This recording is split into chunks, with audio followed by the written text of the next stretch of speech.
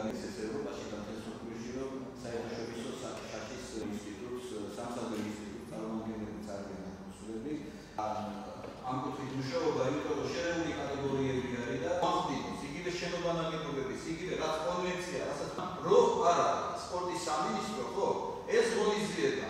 ახალგაზრდობის საქმეთა დეპარტამენტის ერთ-ერთ პრიორიტეტს წარმოადგენს შეზღუდული შესაძლებლობების მქონე პირთა ინტეგრაცია საზოგადოებაში. ამ პროგრამის ფარგლებში შაშის ტურნირს ვატარებთ შეზღუდული შესაძლებლობების მქონე პირებს შორის, რომელსაც ახორციელებს უსინათლოთა კავშირი. უსინათლოთა კავშირის ადმინისტრაციულ შენობაში შაბათს იწყება ტურნირი შაში შეზღუდული შესაძლებლობების მქონე პირთა შორის. ტურნირი არის თავისი ფორმატით ძალიან ისე დატვირთული, იმიტომ რომ პირველად ეწყობა ეს პირველი პრეცედენტი არის დღეს შეზღუდული შესაძლებლობების მქონე პირთა შორის. დღეს მოხდა ამ პროგრამის პრეზენტაცია სპორტისა და ახალგაზრდულ საქმეთა სამინისტროს უშუალო ჩარევით. დიდი მადლობა მინდა უთხრა ამისათვის სპორტის სამინისტროს, მის მესვეურებს, მინის ბატონ ლევან ყიფიანს, ნუგზარ კანდელაკს, ახალგაზრდულ საქმეთა დეპარტამენტის ხელმძღვანელებს, ყველა მათ თანამშრომლებს, რომლებაც მართლაც ღირსეულად დიდი კომპეტენციის ქვეშ გააკეთეს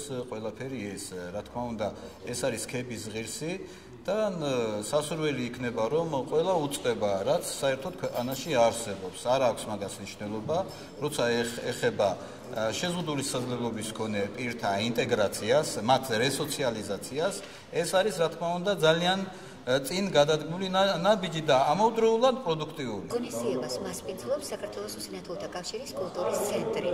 მაშინ მონაწილეობას იღებს 60-70 ადამიანი და დასუსტებით ალბათ მაინც ვერ იტყვის კაცი და მათ შორის იღებენ უსინათლოებიც და შაშის ეს სახეობა არის ხელმისაწვდომი ჩვენთვის.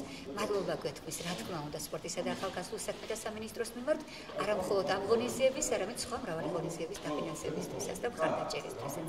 დიდი მადლობა. წარმატებას ვუსურვებ ყველა მონაწილეს, ყველას ეგ.